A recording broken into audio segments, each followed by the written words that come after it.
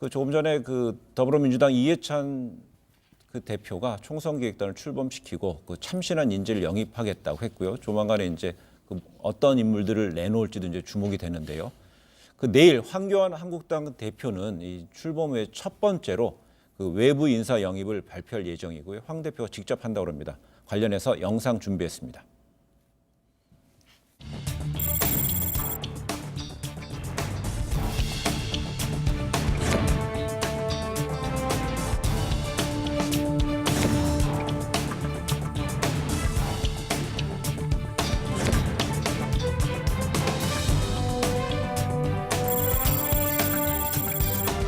좋은 분들을 모실 수 있도록 최선을 다하겠습니다.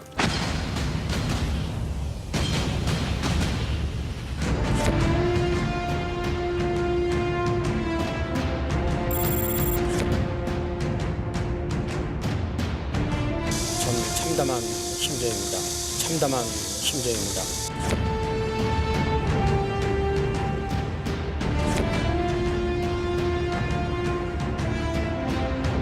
억울한 누명을 써야 했던 박찬주 대장을 문재인 정부가 추진한 적폐 청산은 적폐가 아니라 우리 사회의 주류에 대한 청산이라고 말했습니다.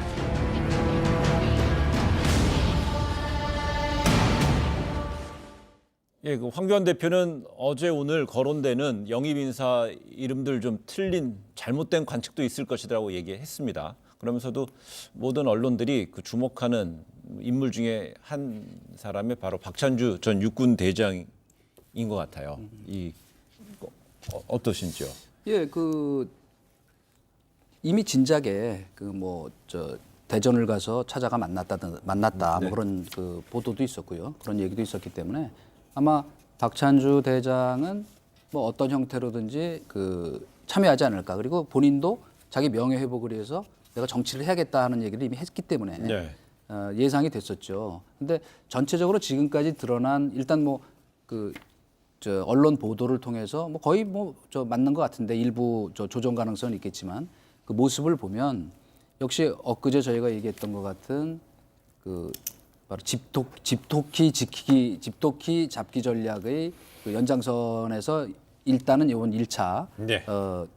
말하자면 영입 몇 면은 볼 수 있지 않을까 하는 것은 우선 박찬주 대장 개인에 대해서는 조금 이따 다시 얘기하는 걸로 네. 하고 윤창현 시립대 교수 같은 경우에 이제 민부론을 쓴 사람이죠. 그리고 그러니까 이거는 안보 보수와 시장 보수, 흔히 보수의 두 축이라고 할 수 있는 그렇게 얘기할 수 있고요. 그거 말고 물론 이제 탈원전 전문가도 한 명이 있어요. 그리고 청년 대표로 이제 백경훈이라고 지난번에 광화문 집회에서 이제 얘기했다가 YTN 앵커가 이제 비판을 해가지고 이제 좀 논란이 됐던 그런 분들이 이제 들어있기 때문에 나름은 어떤 직능적인 기능적인 어떤 의미 부여랄까? 그러나 색깔 그렇죠. 그러나 총체적으로 보면 어떤 중도로의 외연 확보를 위해서 이런 사람이 있었나 하는 느낌은 좀 부족한 건 사실이다. 그러나 첫 술에 배부를 수는 없는 것이고 일단 이 컨셉은 제가 보기에는 이 범보수의 어떤 상징적 결집의 의미를 더 둔 게 아닌가 이렇게 일단 보입니다. 예를 들어서 윤창현 시립대 교수나 이런 분들은 우파적 관점에서 이제 경제 문제를 계속 어떤 지적을 해왔던 분이고 황교안 대표 체제에서 가고자 하는 한국당의 방향이 그렇다라고 한다면 그 색깔에 맞는 인물을 영입을 한 거니까 그거에 대해서 이래라 저래라 할 이유는 전혀 없는 것 같아요. 문제는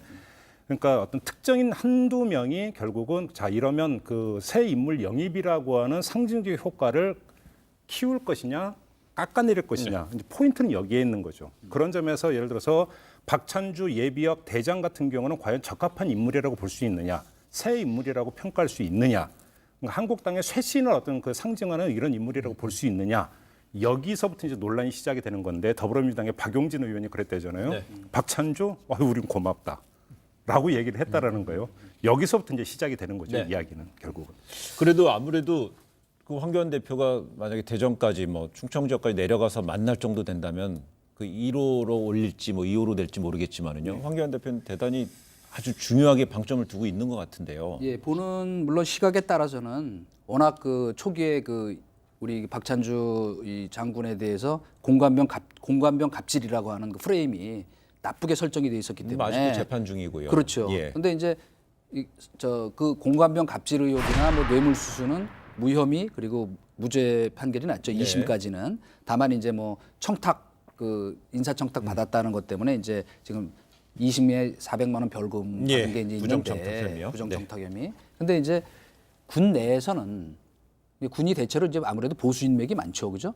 그 좀 동정론이 상당히 많은 것도 사실이고 지나치게 이 정치적 프레임에 얽혀서 피해를 입었다 하는 이 의견들이 좀 있어요. 그렇기 때문에 특히 요새 안보가 흔들리고 뭐 이를테면 뭐 이 특히 군 내에서 육사 출신, 그다음에 육군 출신들이 상당히 그 최근 인사 라인에서 장관부터 합참의장 배제가 많이 됐었기 때문에 그런 데 대한 불만이 또 많거든요. 네. 그러니까 이거는 결국은 그 중도 외연이 아니고 제가 처음부터 얘기한 게 뭐냐면 그런 보수적인 의견을 가진 사람들 내부에 이 사람이 좀 억울하게 당했다는 의견이 있고 그다음에 나름 군내에서는 또 명망이 있어요. 그 저 밖에서 일반 그 국민들이 보는 시각하고는 좀 네. 다를 수 있기 때문에 좀 이 전략적인 전술적인 그 이 선택의 의미도 상당히 있다. 저는 이렇게 보는 것이죠. 지금 이동관 전수 이제 군 내부에 방점을 찍어서 말씀을 네. 해주셨으니까 평가 포인트는 다를 수 있어요. 네. 근데 저는 군 내부가 어떻게 평가하는지 솔직히 잘 모르겠고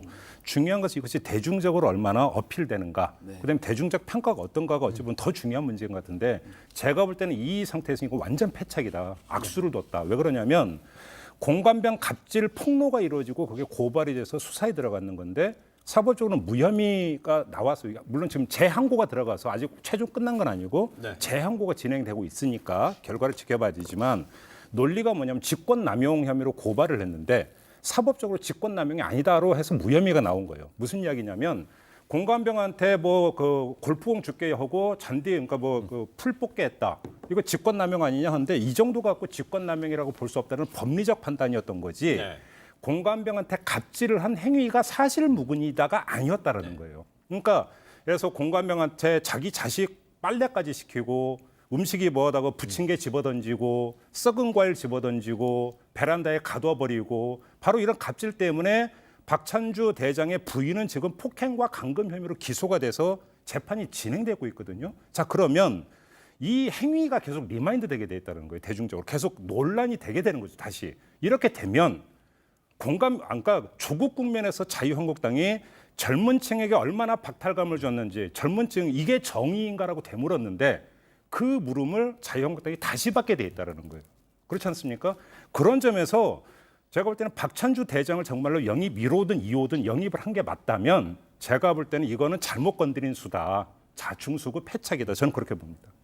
뭐 저 박찬주 장군 개인, 박찬주 대장 개인에 대해서 뭐 제가 옹호를 하거나 할 생각은 없고요. 사실은 국민적 이미지가 그래 처음부터 저도 그 프레임 설정이라는 게 굉장히 중요하거든요. 그리고 바로 얘기하신 대로 과연 그 공관병 갑질 의혹이라고 하는 게 사실은 뭐 좀 더 부풀려지거나 하는 부분이 있었겠죠. 과장되거나. 그럼에도 불구하고 지금 우리가 그 사회적으로 새로운 이슈가 되고 있는 그 공정의 가치라고 하는 것과 과연 부합하는가 하는 점에서는 지금 요번에 뭐 다양한 면면들이 있습니다. 물론 뭐 탈원전 전문가 또 민부론을 지은 뭐 전문가 청년 운동가 뭐 이런 있었기 때문에 박찬주라는 한 인물 때문에 이 전체 그림이 망가질까 아닐까에 대해서 조금 걱정이 되는 것도 뭐 사실이나 중요한 것은 그 요번에는 기능적인 측면에서 봤다고 하는 것을 그 제가 그래서 말씀드린 것이고 저도 개인적으로는 어떤 전체 이미지를 그 생각한다면 과연 꼭 적절한 것이었는가에 대해서는 조금 뭐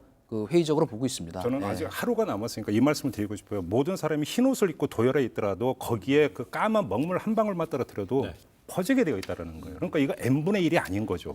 오히려 그것이 미치는 파급 효과가 너무 크다. 저는 이걸 좀 그 자유한국당 지도부 특히 황교안 대표가 좀 알았으면 좋겠어요. 근데 더불어민주당에서도 이해찬 대표가 이제 인재영입위원회, 인재를 영입한다는 위원회를 이제 공식 출범시킨다고 그러는데요. 그 내일 자유한국당에서도 발표할 때도 이분들이 분명히 인재영입 후보들이잖아요. 근데 그 박 전 대장 같은 경우는 최근 한 언론 인터뷰에서 군다운 군을 위해서 출마하겠다는 의사를 밝혔다면 이런 인물들에 대해서 이게 영입 후보인지 아니면 본인들이 이제 정치권에 스스로 노크를 해서 들어오는 것인지는 요거는 좀 약간 확인을 해봐야 될 게 이 인터뷰가 이제 한 언론에 실렸는데 그 인터뷰 시점이 10월 28일이래요. 그러니까 자기가 출마 의사 갖고 이미 뛰고 있었는데 나중에 영입이라는 모양새를 한 건지 아니면 황교안 대표가 이제 그 전에도 만날 수 있죠. 박찬주가 대장을 만나고 나서 이야기가 돼서 그 다음부터 자기 얘기를 시작한 건지가 사실은 선후 관계가 좀 확인이 돼야 될 것 같아요. 그런 점에서 이게 과연 어떤 순수한 영입이냐 아니냐 이거는 좀 제가 볼 때는 팩트 체크가 좀 필요한 부분인 것 같고 중요한 것은 이 자체가 중요한 거면 이 사람이 적임자냐가 오히려 더 본질적인 문제겠죠. 예, 아니 그러나 사실은 뭐 그 선후가 뭔가 하는 것이 꼭 중요하지는 저는 않다고 보는 것이 그 어쨌건 제가 알고 있는 범위 안에서는 처음부터 박찬주 대장에 대해서 여러 가지 그 논의들이 있었던 걸로 알고 있어요. 그렇기 때문에 누가 먼저 손을 내밀었던 간에 다만 이 시점에서 그 첫 영입의 어떤 그게 뭐 지금 한 10명쯤 되는 거로 제가 알고 있는데 그 명단에 특히 1호라고 하는 상징성에 맞는가 하는 거는 그건 좀 그 의문의 그 여지가 있고 더 중요한 거는 뭐냐면 그 꼭 지금 영입했어야 하나? 이를테면 본인이 명예회복을 위해서 뭐 선거 나가겠다는 건 있을 수 있다면 나중에 좀 더 공천관에 가까이 갔을 때 본인의 의지와 그것이 이렇게 맞아떨어지면서 할 수도 있었을 텐데 하는 그런 뭐 아쉬움은 있어요. 하나만 더 지적을 해도 될까요? 그러니까 언론 보도를 기준으로 아직은 뚜껑이 열리지 않았기 때문에 또 일부는 다르다라고 황교안 대표가 이야기를 했기 때문에 뚜껑이 열려봐야 이제 그 객관적 평가가 되겠지만 언론 보도에서 이제 그 거명됐던 인물만 가지고 이야기를 하면 한 명 한 명의 어떤 적합성 문제를 떠나서 갖는 전체 그림과 방향이 그 아까 얘기했던 백경훈 씨 정도를 빼고는 뭐냐면 어떤 젊은 층에 어필하고 새로운 어떤 분위기라든지 새로운 기류라고 하는 것과는 상당히 거리가 있어요. 오히려 면면이 어떤 젊다, 참신하다, 새롭다라고 하는 부분과는 오히려 거리가 있고 오히려 한국당에게 고착화되어 있는 어떤 기존의 색깔을 강화해 들어가는데 오히려 도움이 되는 인물들이지 뭐 새로움을 어필할 수 있는 어떤 젊고 참신하다라고 하는 측면은 많이 부족하다. 전체 그림도 이런 점은 있는 것 같아요. 참심성 인물보다는 어떤 정파적인 이해라든지요, 어떤 진영적인 논리가 좀 깔려 있는 인물이 아니라는 이제 지적이신데 이 관련해서 이제 박찬주 전 대장도 있고요. 저 이제 화면에 나가지만은요, 윤주경 전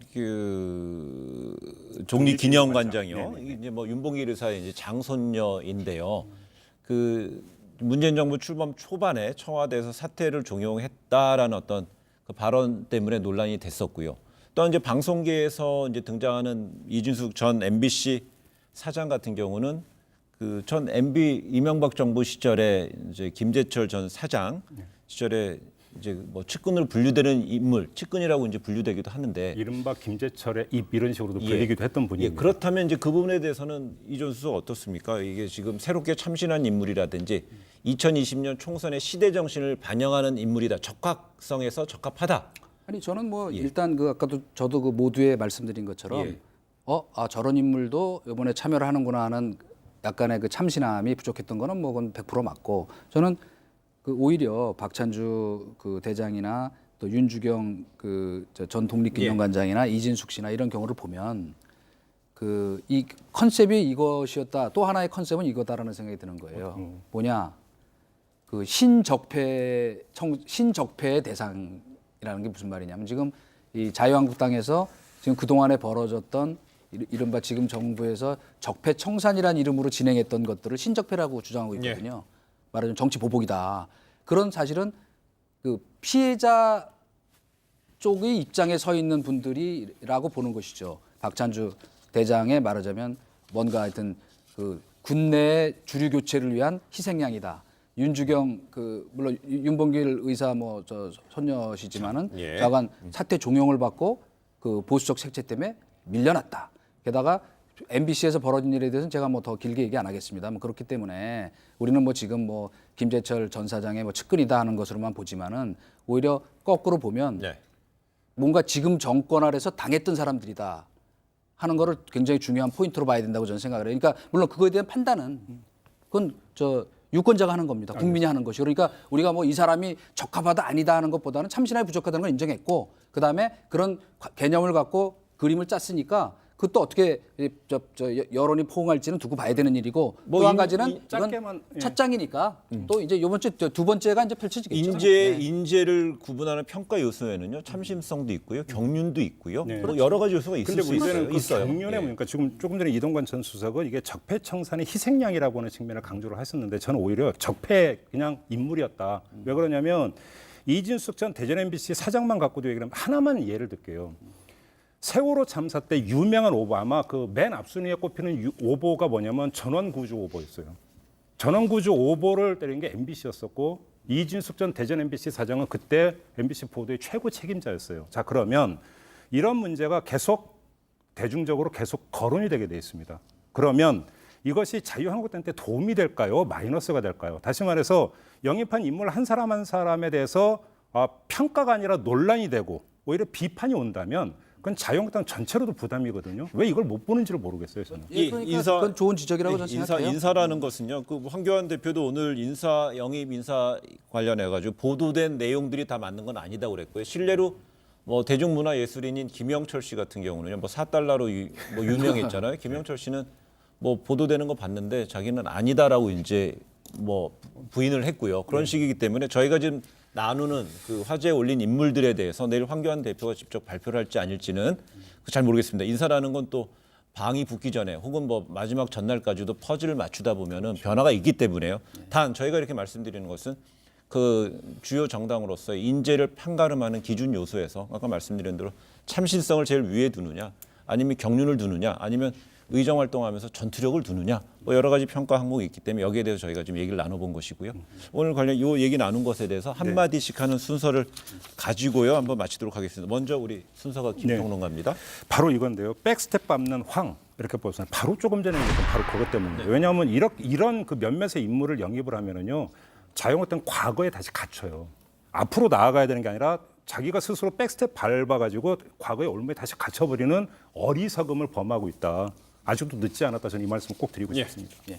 그 지금 뭐 늦었다 얘기를 앞에 하셨기 때문에 저는 늦었다고 생각할 때는 다른 때다. 또 그렇게 연결이 되나요? 예, 예. 전 뭐 어떻게 오비라고 그렇게 됐네요. 답을 보셨나요? 아니요, 안 봤어요. 근데 그 지금 오늘 그 이해찬 그 대표의 이 대국민 사과, 그다음에 지금 사실은 전체적인 모드 전환을 해야 되는 때가 왔거든요. 아까 우리가 어젠다 이슈 얘기를 했지만은, 그러니까 지금이라도 빨리 그 조국 정국에서 빨리 벗어나고, 그리고 또 국정의 정상적인 운영으로 돌아가기 위한 그 인재 영입이 됐건 모드 전환이 됐건 했으면 해요. 그래서 뭐 똑같은 얘기예요. 그러니까 저는 한국당도 마찬가지라고 봅니다. 알겠습니다. 예.